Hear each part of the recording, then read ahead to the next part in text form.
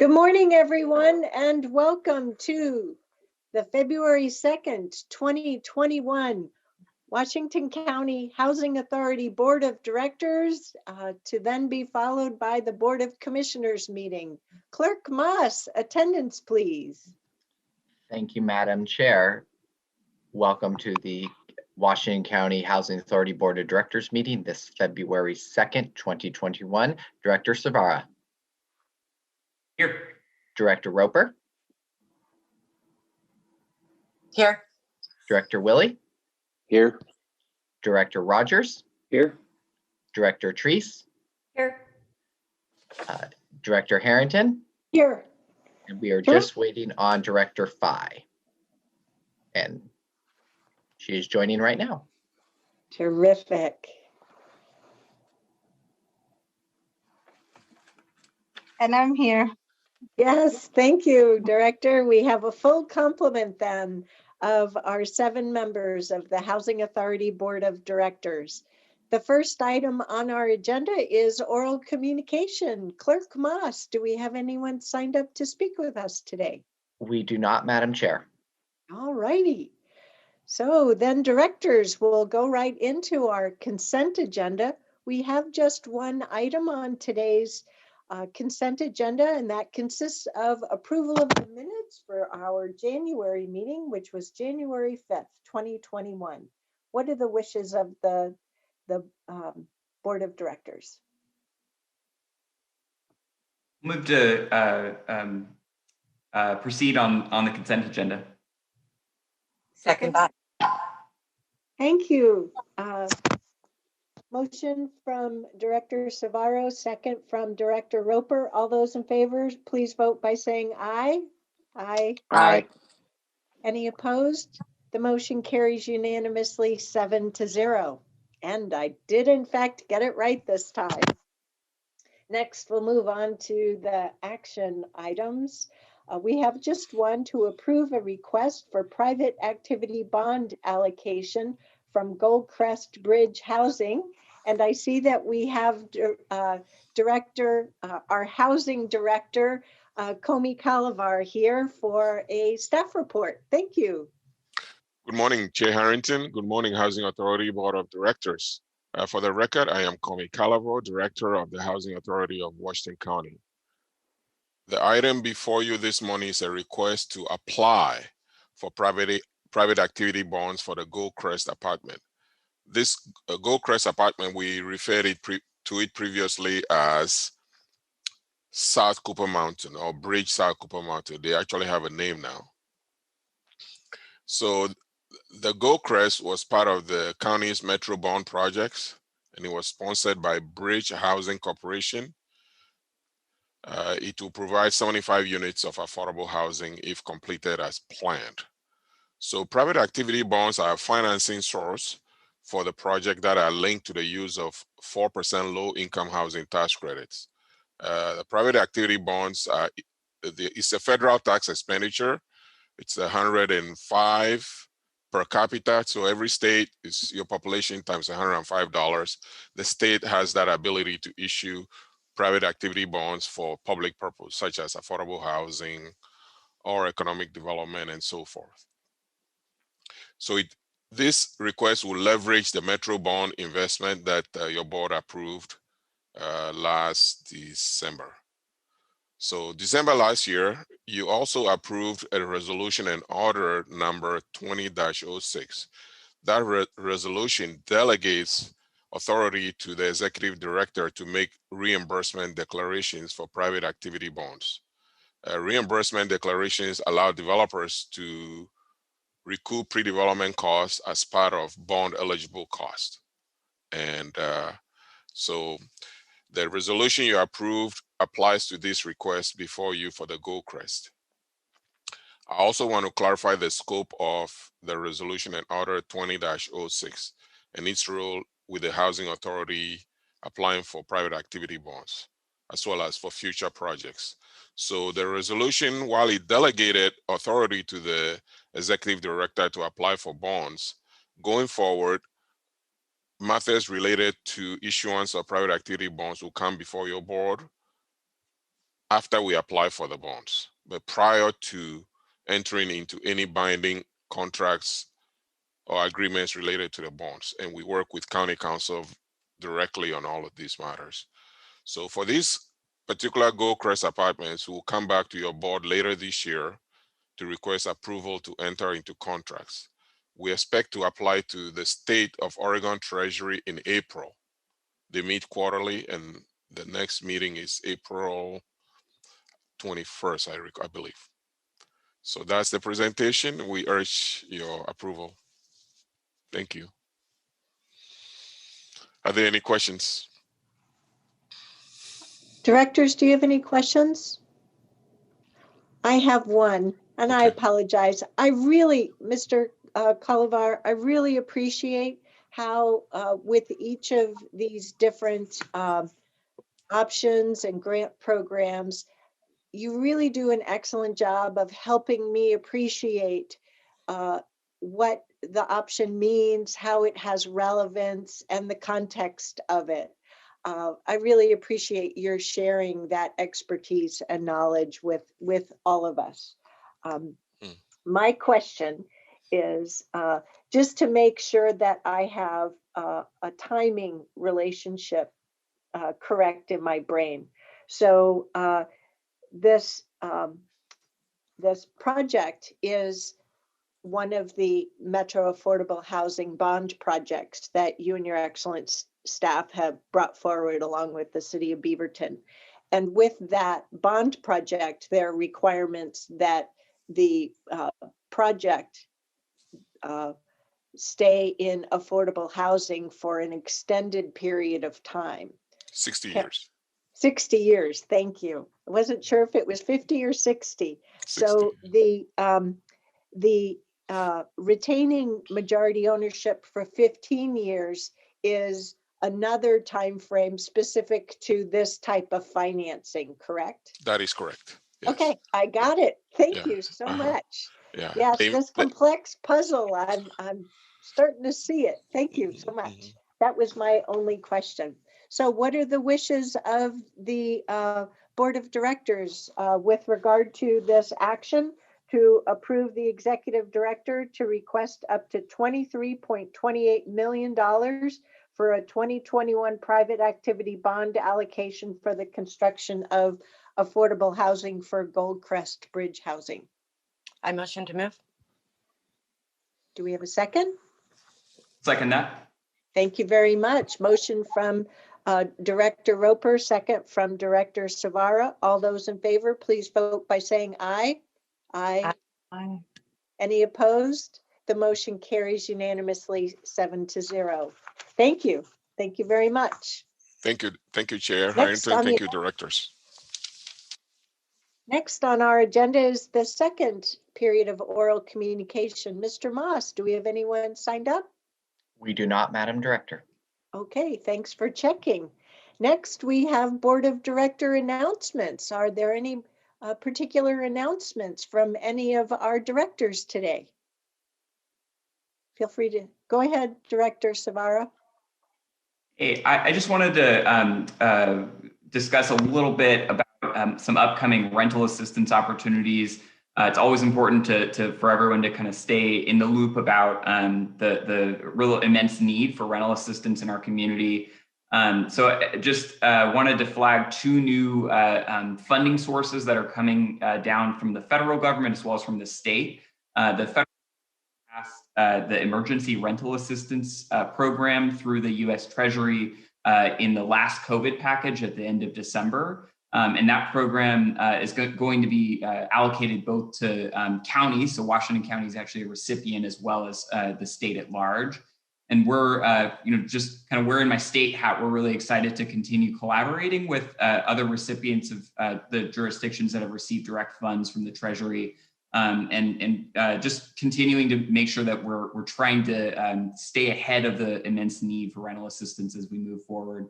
On top of that, the state is also working through two state-funded landlord compensation programs. So there's a $150 million landlord compensation fund program that OHCS is operating directly. it pays back 80%, so 80 cents on the dollar of unpaid rents for folks who are eligible, and landlords can apply directly.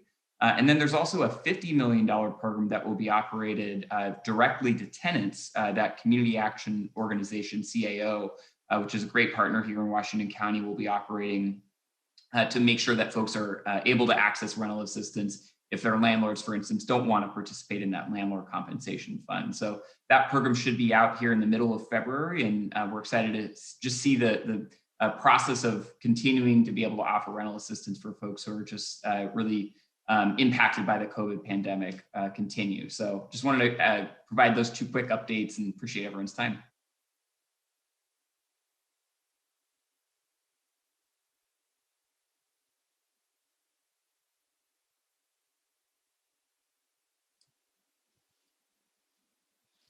Chair Harrington, you're still on the other mute.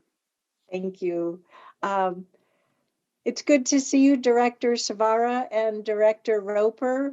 We usually only meet once a month as the Housing Authority Board of Directors, but I know you stay connected as well with our great staff here with the Housing Authority. But I hope that the year of 2021 is serving you well so far. Good, good, good. Are there any other items that folks wish to contribute today? All right, seeing none, do we have a motion to adjourn the Housing Authority Board of Directors meeting for February 2nd, 2021? I motion to move.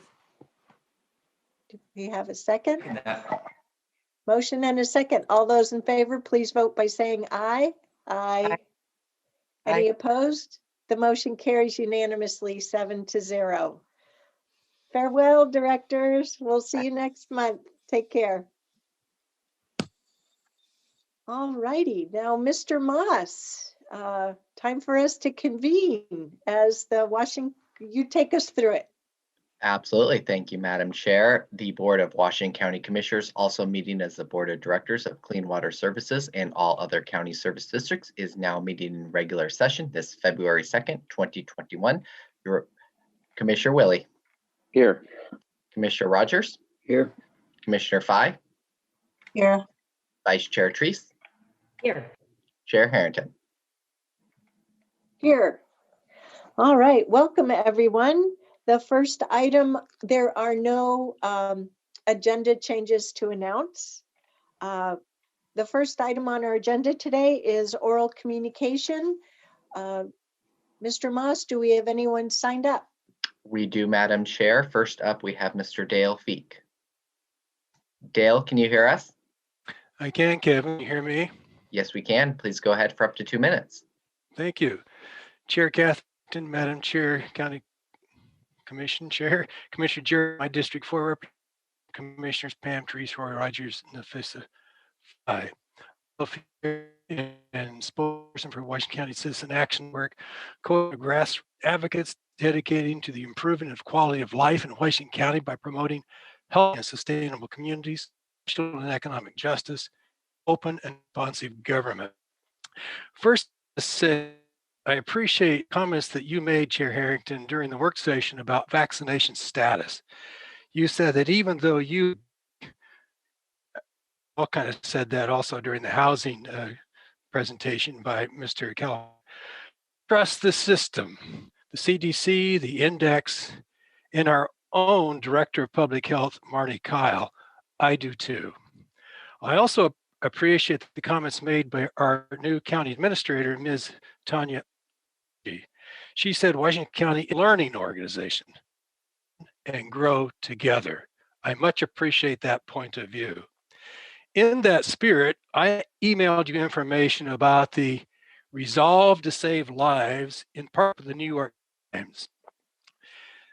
They developed an expansive nationwide coronavirus tracker, including risk assessments and pages 3,000 U.S. counties, and assess the severity of the local COVID-19 from the cases in each area. The tracker includes county-specific guidance for common activities to help you lower your personal risk of getting COVID-19 as well as to help protect your community. And then when I went through that, it showed originally that Washington County is extreme hazard, and then it went to high risk. And as you said, it's questionable. So please take a look. I gave you a link, and please use all the information possible as learners and working together. Thank you. Thank you, Mr. Feek. Next up, Madam Chair, we have Mr. David Parson. David, can you hear us? Can you hear me? Yes, we can. Please go ahead for up to 2 minutes. All right. Well, first off, I'd like to thank everybody for making time to listen. I own a gym here in Washington County, which many of you are aware we've been shut down for the better part of 2020 and so far all of 2021. So far since this shutdown, we were promised science by the governor on why this decision was made for both gyms and restaurants. That science has not been provided. And these mandates have been supported by this commission. Now, it's not an easy time for a small independent business owner like myself and many others here in Washington County. So I was a little bit, I guess the feeling would be getting kicked while you're down when I received a personal property tax return from Washington County.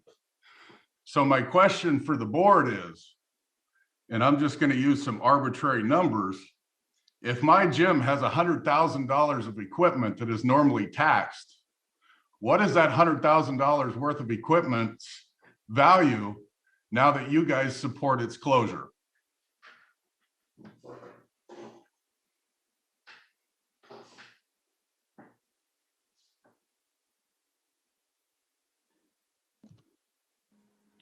Do you have any further comments, Mr. Parsons, or were you just looking? My only comment would be that it is not fair to tax us on a value that's arbitrary at this point when you've got us closed down. And this relates to gyms, restaurants, hair salons, any business that was impacted by an arbitrary mandate. That's my statement, and my question is, how can we be taxed at the full value when we have not been allowed to commence in commerce with the equipment you were proposing to tax us on? Right. Thank you, Mr. Parsons, for your comment. That concludes the public testimony, Madam Chair. Madam Chair, I would be more than happy to comment to Mr. Parsons. I know that's not customary, but I'd be happy to do that. Okay, you're on mute. I can't hear you. But Mr. Parsons, this board is following the governor's orders. We're obviously elected to follow those orders, and so we do. Having said that, this board has made it abundantly clear to the governor that we hope that we can get to a more business-friendly environment. I personally, and I know that many board members probably support this as well, have found no rhyme or reason for not applying the same general practices to restaurants and bars and workout areas as they do to other types of businesses. So I concur with you. This is problematic, but I'm unwilling, and I'm in business as well. I'm unwilling to subject anyone to the issue of having COVID. It's not pleasant. It's not something that we wish on anyone. So do we agree that there's some arbitrary rules? Sure, but we don't make them. The governor makes them.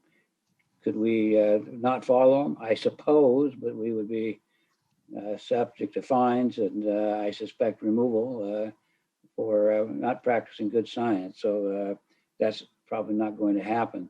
As far as your personal property taxes, that again is a function of state law. All businesses, whether in existence or not in existence, whether they operate for an hour a year or all year long, pay personal property taxes. And so I would say that's a completely different issue than the shutdown, though somewhat related. Please contact your local legislative folks at the state. They're the ones who have the ability, not this particular board, to deal with personal property taxes. So anyway, that's a quick one. And to summarize, we're not going to defy science. We're not going to create any sort of situation that imperils anybody's health. But at the same time, we understand your hurt. We understand your pain. I personally don't understand why we couldn't have some flexibility with gyms and bars and restaurants. And I've said that at this board before. And on the personal property tax, that's a state function as well. We don't do that. And your state representative would be a good one to talk to. So thank you, Madam Chair and Board, for allowing me to speak to the issue. Thank you, Commissioner Rogers. I too have just a couple of comments. I am pleased to see that the state did make adjustments that went into effect this past Friday for operations for small gyms, or it applied to all gyms, but they were some small adjustments as well as moving forward.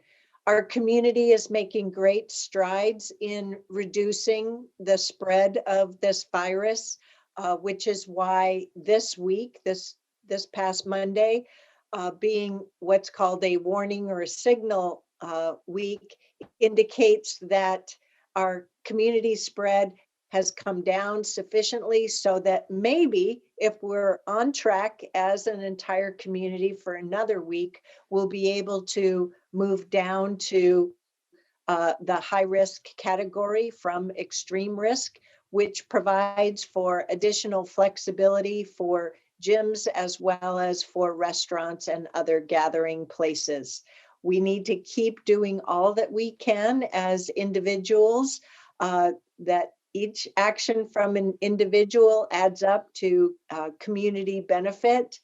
So we need to keep wearing our masks, meeting virtually like this, washing our hands frequently, and practicing physical distancing so that that community spread will continue to come down and down and down so that we can get to moderate risk level of operation and then low risk. We are all looking forward to it. None of us are satisfied that this COVID virus has had such control of our community for safe operations. So hang in there, Mr. Parsons. We can identify with your frustration. I am sorry that this is the experience, but we do need to get through it together. So thank you very much for coming to speak with us. Commissioner Willie, go ahead. Yes, and just to give a little bit more background, Mr. Parsons and I spoke at length yesterday. He has a number of other issues, challenges, questions that he have. I've communicated those to Tanya, and we will be working through those, and then I will be getting back to Mr. Parsons. On the particular part about gyms and workout facilities, I can't disagree with to me, the inconsistency of only allowing 6 participants in a gym workout facility when, in particular, I belong to LA Fitness. It's a 40,000 square foot facility, and to only allow 6 people in that facility is not reasonable. And obviously, they are not profitable because they have chose not to open again. So I don't disagree with some of his concerns and the inconsistencies that we have to deal with in I guess, complying with the rules that come down from the governor on this. But I will be back in touch with Mr. Parsons on some of the other issues that he has as well.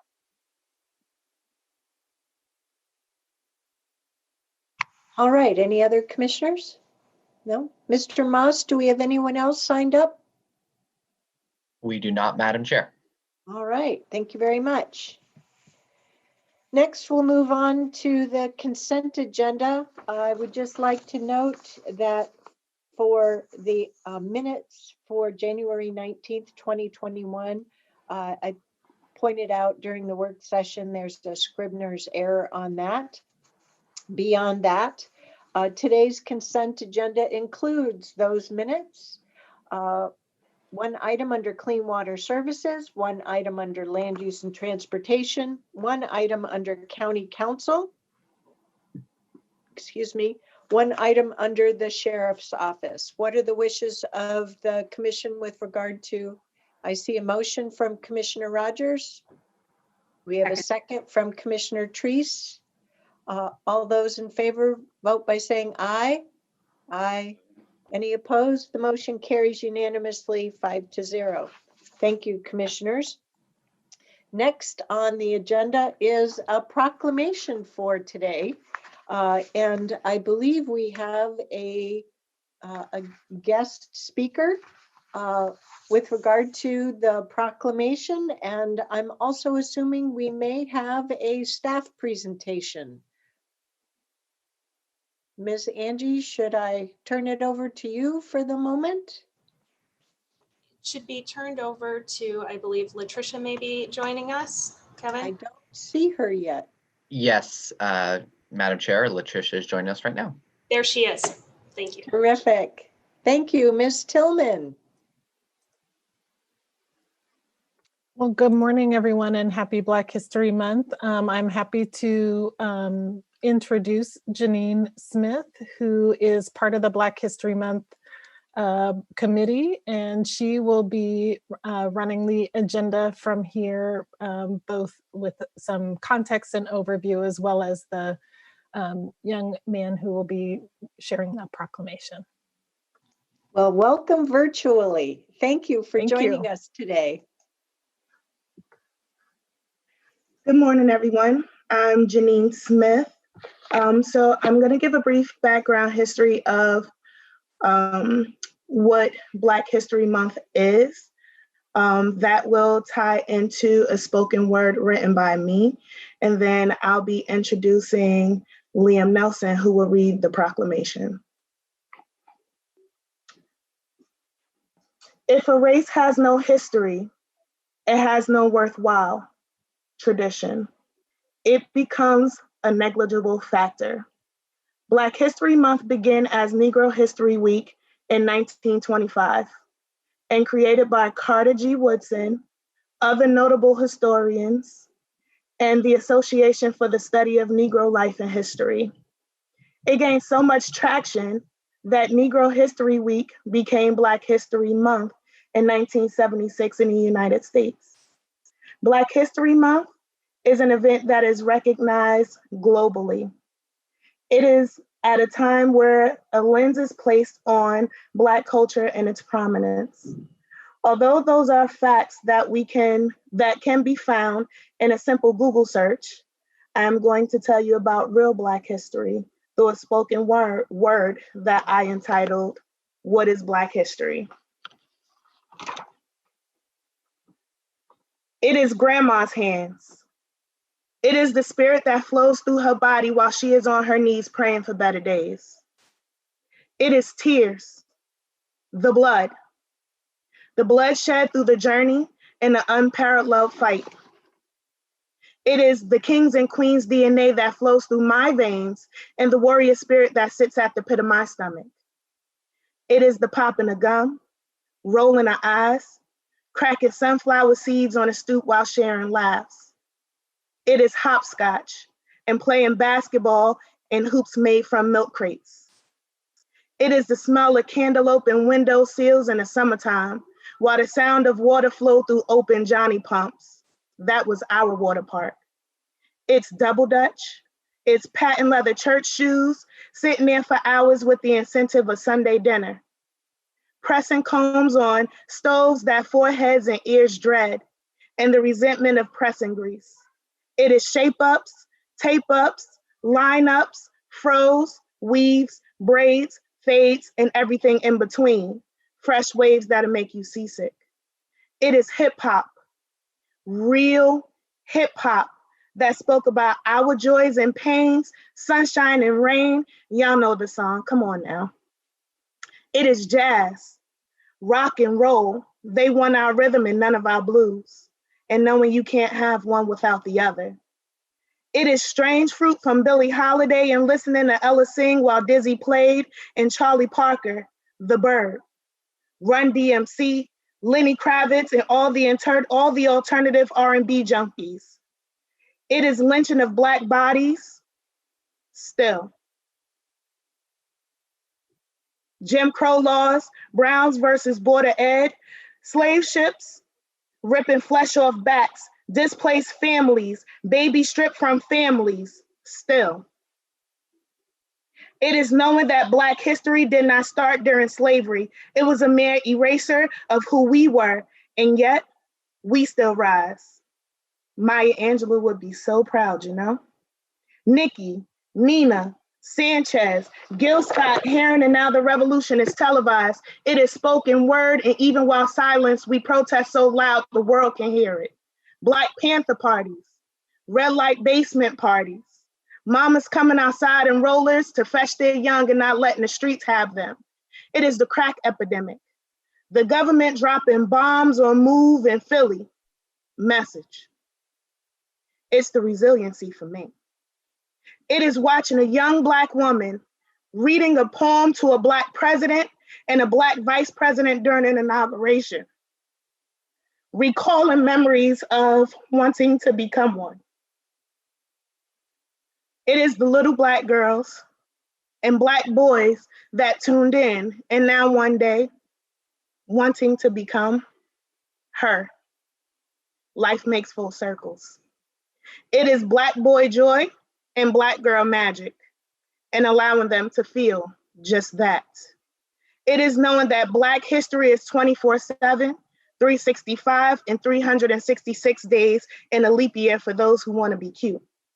Black History Month is all the things and infinitely more.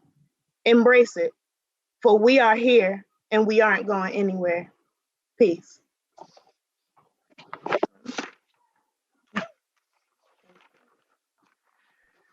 So now I'm going to introduce Liam. Speaking of Black boy joy, this young man, Liam Nelson, is nothing short of magnificent. He is the very definition and demonstration of not letting our past define us. Liam is a student in the Hillsborough School District. He is a tag student and currently maintaining straight A's. He is a skilled musician and plays the drums, bass, ukulele, and piano. Liam is also a phenomenal athlete. He aspires to become a pilot someday and is looking to attend the University of Oregon when he enters college. Reading the proclamation, it is my pleasure to introduce to you Liam Nelson. Thank you. What an introduction. A proclamation in honor of Black History Month 2021. Whereas the Washington County Board of Commissioners takes pride in recognizing February 2021 as Black History Month, celebrating the many notable contributions that the people of African descent have made to our country. And whereas Negro History Week was first established in 1926 by the Association of Study for African American Life and History under the leadership of Carter G. Woodson and the famed African American historian known as the father of Black history. And whereas in 1976, ASA-LH expanded the celebration of Black History Week into a month-long celebration of Black history. And whereas 10 years later, Congress passed Public Law 99-444, designating February 1986 as the 60th annual public and private salute to Black history, observed as National Black Afro-American History Month. And whereas we celebrate the diversity of Black people, whether they self-identify as African American or Black. And whereas we recognize this year's theme of Black family representation, identity, and diversity. And whereas we revere the unbreakable bonds within the Black family despite challenges placed on those tied by persistent and abundant racial disparities in our society, including the criminal justice system, healthcare, education, economic opportunity, and many other areas affecting the Black community. And whereas we acknowledge the systematic racism which has deconstructed societal ideas, of a traditional family for many. And whereas we now hereby recognize and celebrate all identities of the Black family structure, where it is a traditional unit of people related by blood or ancestry or purposefully created group of individuals formed for shared compassion, love, and support. And whereas each Black family has a unique and interesting story, although we may not be able to fully understand, we can listen and show that we care, treating each other with respect and empathy. And whereas recent tragic events have elevated the voice of the Black struggle, it will take more than a raised voice to bring about the lasting institutional and societal change that it is desperately needed in our country. And whereas we encourage all people to recognize and confront these issues by standing in the gap at every opportunity and bridge barriers with fearlessness and determination to improve lack of representation of Black people. And whereas today we celebrate and affirm the contributions of the Black family to our community throughout the state and the nation. And therefore, be it resolved that the Washington County Board of Commissioners does hereby proclaim February 1st through February 28th, 2021 as Black History Month, and calls upon the people of Washington County to observe this month with appropriate programs, activities, and reflections to continue our efforts to create a world that is more just, equitable, and prosperous for all. Thank you, Liam Nelson. We really appreciate your reading that proclamation for us and bringing it to life. Also to you, Ms. Smith, for your beautiful spoken word. Before we move on to commissioner comments, well, actually, now is the time for commissioner comments before we have a motion to adopt today's proclamation. Commissioners, would you like to contribute anything before we entertain a motion?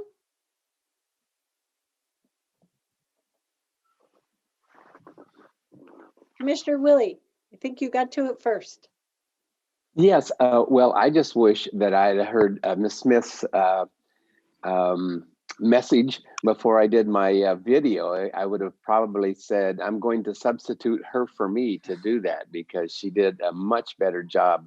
And that was great. There was just lots of, I guess, memory information there from the standpoint of remembering a lot of what you said there, and of course not remembering a lot of it as well. But you did a great job, and so thank you for that. What Commissioner Willie is referring to is that we commissioners were provided the opportunity to participate in our non-traditional Black History Month opportunities this month. Since we can't get together face to face, we're taking full advantage of technology and recording segments for videos that will be used throughout the month of February and different events that are taking place in the community. So thank you for mentioning that, Commissioner Willie. Commissioner Treese. Thank you. I'd like to take just a moment here, and I'd like to reserve the last comments for Commissioner Fye.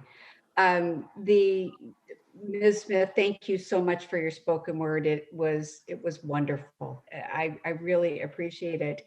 And Liam, thank you for reading the proclamation. You breathe life into it. You breathe youth into it. And I greatly appreciate that.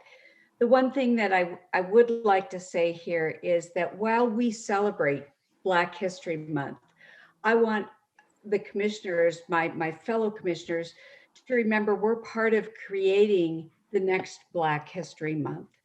And what I mean by that is, as we work through this year, the work that we do in relationship to our equity, diversity, and inclusion work, the work that we do in response to our community, all builds on Black history. So it's not, I want to say, and I know I speak for all of the commissioners, it's not lost on us what the social injustice is right now.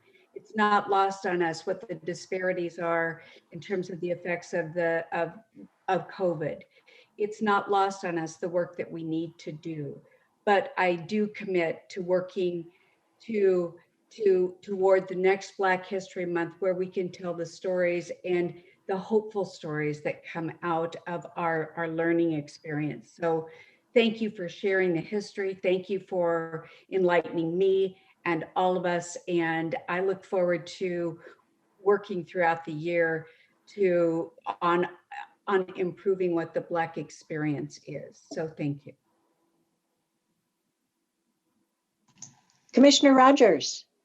Well, what's been said has been said. I certainly echo the sentiments, and that's what's always difficult being down towards the end, is you don't want to be too redundant. Ms. Smith, thank you for your comments. They were excellent. You obviously put some thought into them and delivered them with some passion.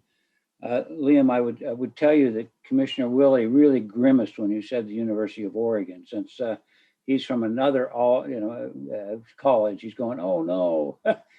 But thank you. It was hard to hear you, I would tell you, but I can tell by the tempo of your remarks and the way you delivered them, you got a very bright future. Good for you. That's terrific. It's always good to see people coming up. That sounds terrible when we say that about younger people, but I guess you'll get old like us sometime, or me anyway. And I appreciate that there are people coming behind myself that certainly have the right stuff, and you got it. So congratulations. I will do something a little unusual. I'll make some final remarks here before turning it over to Commissioner Fye. I would once again like to thank you, Mr. Nelson, for bringing the proclamation to life, and to Ms. Smith for gracing us with that beautiful spoken word. It was very, very insightful, and I really appreciated all of your efforts that went into commissioning it, developing it, and delivering it before us today. Also, I want to thank Ms. Tillman for you and your team for making this year's observance of Black History Month a very meaningful one for our community, and all of the work that your team members have put into the different events. But also to Mr. Nelson and Ms. Smith, please know that you have a very engaged Board of Commissioners here. We have fully embraced the need to advance racial equity in our community. Our actions today, such as adopting this proclamation, well, it by itself is performative. It is one of our many steps that we are taking to change our policies and investment decisions to advance racial equity within our community. And I want to compliment all of my colleagues on this very active and engaged Board of Commissioners for continuing to make those investments. This is a journey. There is no ending point. We have a long way to go, but we are being intentional about advancing racial equity. So, and now with that, Commissioner Fye.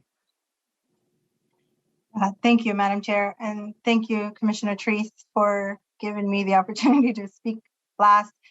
Folks who are joining here, normally, traditionally, the chair have the final say in situations like this, so I'm honored, Madam Chair, as well. So thank you. Janine, that was a really beautiful poem. Thank you so much. And also, you know, before you did your poem, you did the history. I really appreciated that, and hearing that, and people who are tuning in, hearing that, because I think you're right. Black History Month should be celebrated, you know, 365 days, and also centered in the month of February.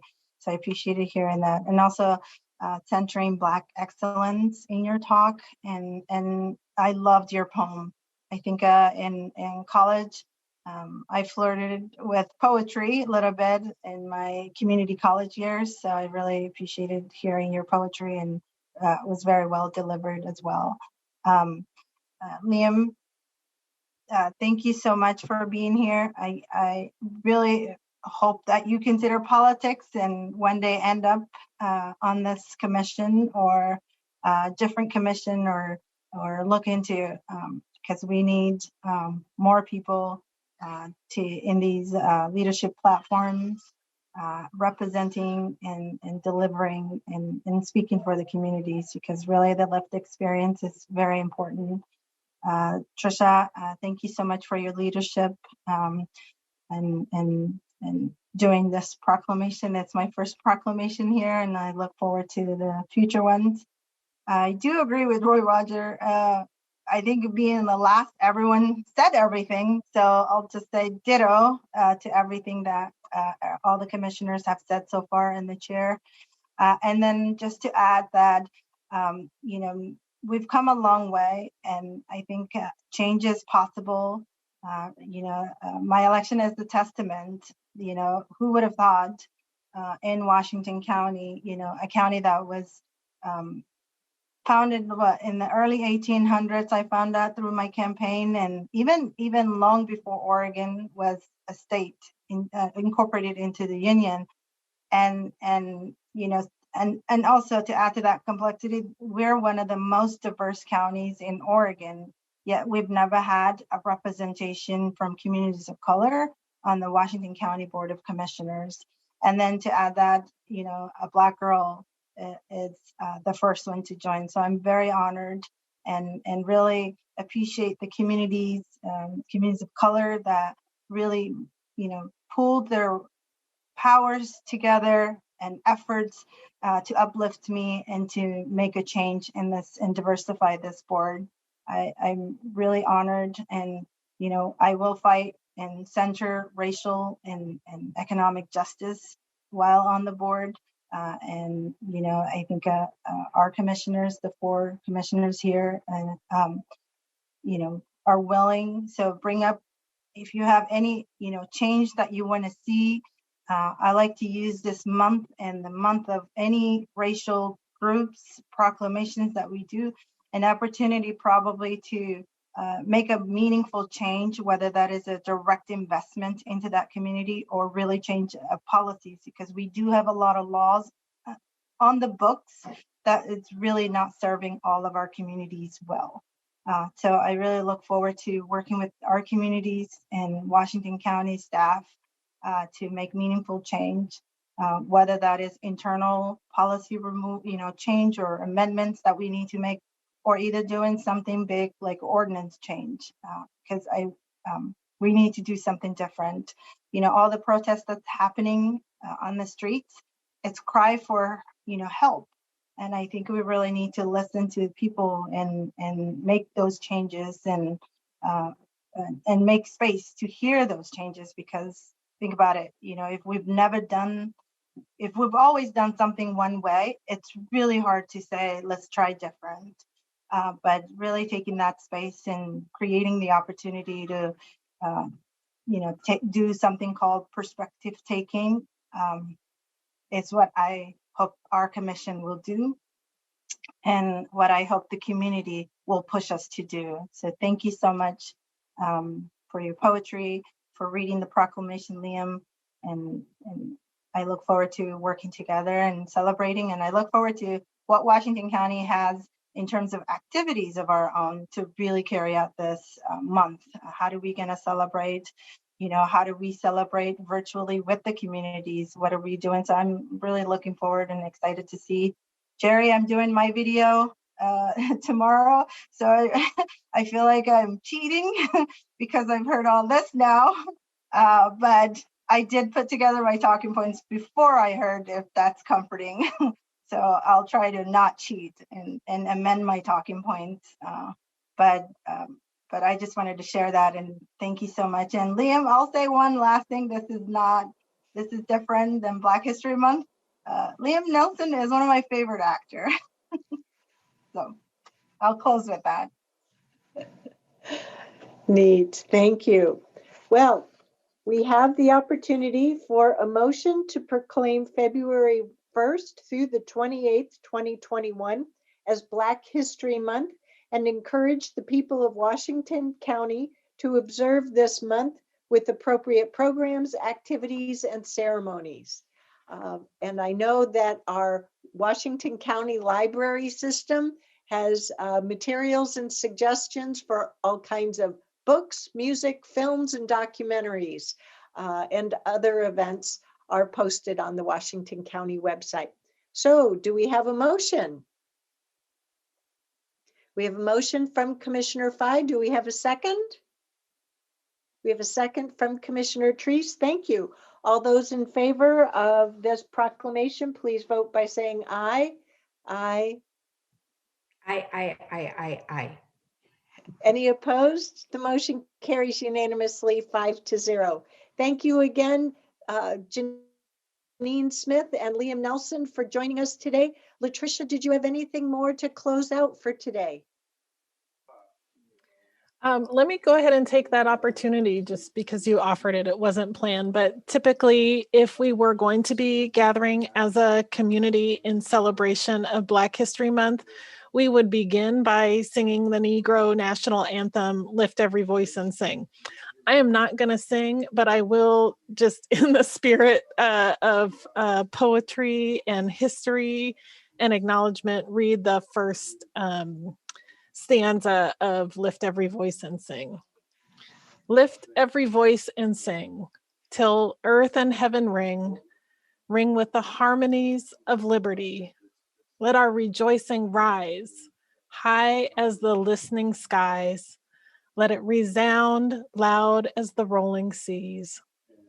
Sing a song full of the faith that the dark past has taught us. Sing a song full of the hope that the present has brought us. Facing the rising sun of our new day begun, let us march on till victory is won. Thank you. And thank you so much to the planning committee and to our generation that's coming up behind us, who's going to take the torch when it's time to pass it. We look forward to celebrating with everyone Black History Month 2021. Thank you so much. Appreciate all of that. And onward we go into a brighter future. Enjoy this month, everyone, and thank you for joining us today. And stay healthy. We'll move on to the next item on our agenda, which is board and commissions to appoint members to the Washington County Public Health Advisory Council. I don't know if we have a short staff presentation. We have discussed this at work session previously, but before us today, we have the opportunity to appoint Julie Scotland as a new member on the Public Health Advisory Council to a 4-year term beginning February 1st, 2021 through January 31st, 2025, and to reappoint Jennifer McElravy. I don't know, Ms. Kyle, if I pronounced that right, and Anne Marie Paulson for an additional 4-year term from February 1st, 2021 through January 31st, 2025. I would also like to thank 2 outgoing members, Larry Boxman and Karen Reynolds, for their contribution in serving on the Public Health Advisory Council. Ms. Kyle, as well as Commissioner Treese, I know Commissioner Treese has served as our board liaison to this council. Do you have other comments or thoughts? Thank you, Chair Harrington. For the record, Marty Kyle, Director of Health and Human Services. And I know you had a great conversation with Tricia Mortel, our Public Health Division Manager, a couple of weeks ago. And so we had not planned further comments, but thank you for the opportunity. Great. I just want to say thank you to the entire Public Health Advisory Committee. It's a very active committee, and I do appreciate the service of the two that are leaving. It's a meeting that I enjoy attending, and it's a very thoughtful group from many different dimensions. So our new members will increase that knowledge base, and it's really a very interesting group to be a part of. And Tricia does a great job in working through those meetings. Great. So commissioners, do we have a motion as such? Move to accept. Commissioner Rogers is second. All those in favor, please vote by saying aye. Aye. Any opposed? The motion carries unanimously 5-0. Thank you, colleagues. Next, we'll move on to our action section of the agenda. Oh, excuse me, public hearing section. We have two different public hearings today, both coming forth from Clean Water Services. The first is to conduct a second hearing and a first public hearing. So we have read the ordinance in by title before, but I think we need to take a motion to read it a second time. Yes. So do we have a motion to read this ordinance by title only? Moved from Commissioner Rogers. Do we have a second? Second from Commissioner Treese. All those in favor, please vote by saying aye. Aye. Hand signal. It's unanimous 5-0. Mr. Linder, could you please read this ordinance by title only? Conduct second reading and first public hearing of ordinance 43, an ordinance prescribing procedures for formation of reimbursement districts in order to provide a mechanism to distribute the cost of constructing sanitary sewer and storm and surface water system improvements among benefited properties, and prescribing procedures to reimburse part of the cost of constructing such improvements, repealing ordinance 41 and declaring an emergency, and adopt ordinance 43. Thank you, Mr. Linder. We will have another ordinance where we'll have a second reading and a first public hearing, but I imagine that we might have a combined staff report today. So I'd like to turn it over to our Clean Water Services CEO Marnie Kyle to introduce the team members who will be presenting the staff report on these two ordinances. It'll be Andy Braun. Oh, okay, great. It always varies, so I defer to the Clean Water Services CEO. So welcome, Mr. Braun. Please take it away. Good morning, Chair Harrington and members of the board. Again, Andy Braun, Conveyance Engineering Division Manager. 2 weeks ago, we held the first readings of these two ordinances. Today, we're doing the second reading and holding the public hearing. Last meeting, we provided a little bit more background. Today, I'll just note the changes and answer any questions. So as you noted, reimbursement districts and local improvement districts are kind of companion programs. We've been discussing them together for the last year or so. So we'll provide a report on both of those before you open the public hearing. So the key changes in the reimbursement district. This new ordinance is differentiating between developer-initiated RDs and district-initiated RDs. We're attempting to mirror the financial incentives that are available in the LIDs for making timely connections to the sanitary sewer system. We're updating the apportionment language and concepts. Again, that's matching what is in the local improvement district ordinance. These provisions apply when a property with an outstanding reimbursement charge is partitioned or subdivided. The new ordinance will clarify information that's required in the staff report to the board when the RD is formed. Streamlines the public notice requirements while still ensuring that information is accessible to affected parties. Then finally, it provides an update, or actually incorporates the private plumbing financing charges that are, the concepts are already in the local improvement district program. This is rolling these into the RD program. It allows financing of private plumbing costs up to $10,000 and allows an adjustment of that amount as time goes on and costs change. It also extends the time in which to connect from 6 months to 1 year. So that's a summary of the RD changes. The LID changes, a little bit shorter in number. We're differentiating between sanitary and stormwater connections and the incentives that go along with that. We're clarifying the information that's required for the staff report when the LID is formed.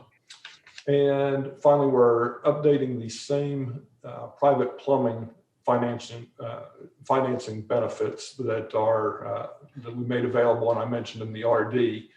Those are already in the LID, but it's updating the maximum amount, allowing that flexibility for change as the costs change and extending that length of time to a year. So that's a summary as we've been talking about these over the last year. I'd be happy to answer any questions you may have.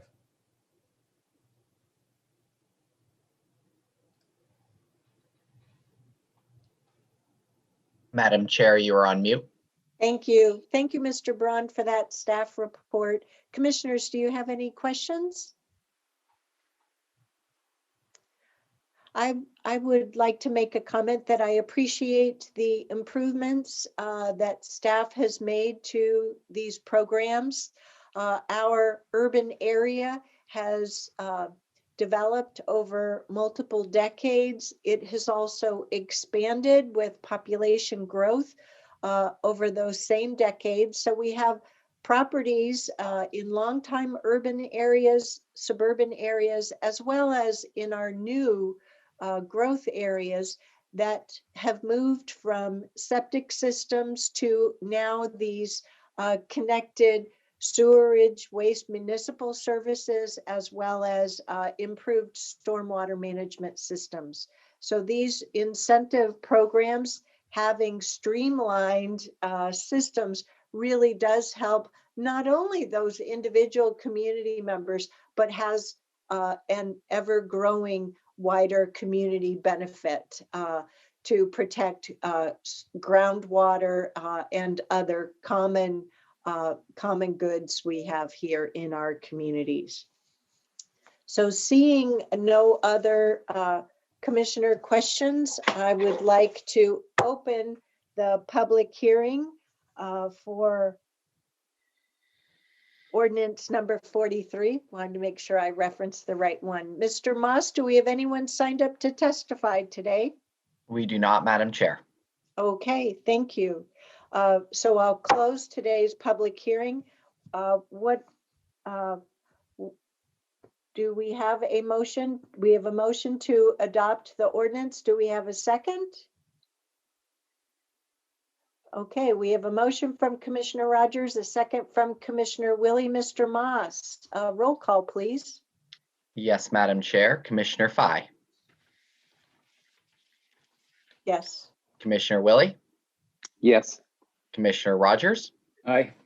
Vice Chair Treese. Aye. Chair Harrington. Yes.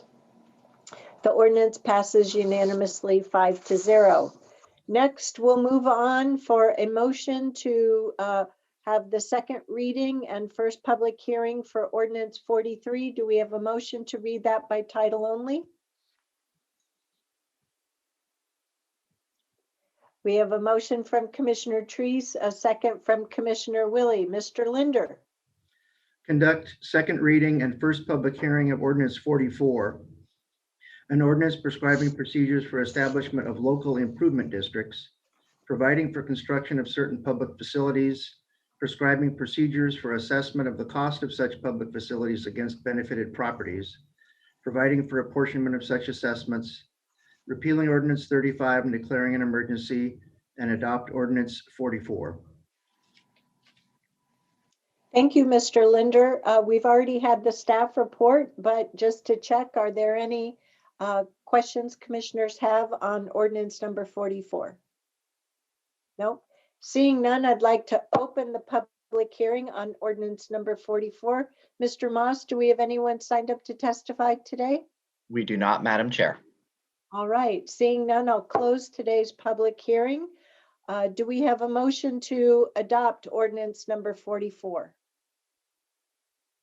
Motion from Commissioner Tree, second from Commissioner Willie. Clerk Moss, roll call, please. Thank you, Madam Chair. Commissioner Fye, Here. Commissioner Willie, Aye. Commissioner Rogers, Aye. Vice Chair Treese, Aye. Chair Harrington.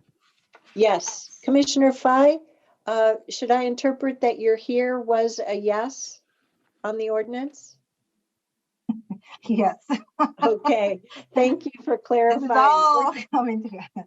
Ordinance number 44 passes unanimously 5-0. Thank you. We have no further action items on today's agenda. Thank you to our Clean Water Services staff and leadership for joining us today. Next on the agenda is oral communication. Mr. Moss, do we have anyone signed up to speak to us during this segment? We do not, Madam Chair. All righty. Next, we have board announcements. I would like to start by making sure our community knows that on our calendar, we have a next Tuesday, we have an extended work session beginning at 8:30 in the morning. The following Tuesday after that, Tuesday the 16th, is a combination of meetings, a work session at 8:30 and a board meeting at 10 a.m. And that is the day after the long weekend for the national holiday, President's Day. Then on Tuesday, the 23rd, we will have an evening meeting, a board meeting at 6:30 p.m. So we'll start our work session at 2 in the afternoon. And then we get into the month of March already. So as is standard for the first week of the month, Tuesday, the 2nd of March, we'll have a work session at 8:30 and a board meeting at 10. And then on Thursday, we will have a roundtable. The starting time for that roundtable, unlike what's published in the packet, per all of our calendars and procedures, that meeting starts at 9 a.m. And then the following week, March 9th, will be a work session. And just for advance notice for the members of our community, the meeting of March 16th will be an evening board meeting with a work session in the afternoon, and there will not be a board meeting the week of March 22nd. So March 23rd, we won't be having any board meetings because we're respecting the fact that our local public schools have spring break that week. So we're being supportive of that. So are there any other board communications for today's meeting? Okay, any late breaking leadership communications before we adjourn today's meeting? Seeing none, do we have a motion to adjourn today's Washington County Board of Commissioners meeting? We have a motion from Commissioner Fye, a second from Commissioner Willie. All those in favor, please vote by saying aye. Aye. Everyone signaled yes in support, so it's unanimous, 5-0. We're adjourning today's meeting, and we will reconvene our work session at 1 o'clock. So we'll see you back on Zoom later. Thank you, everyone.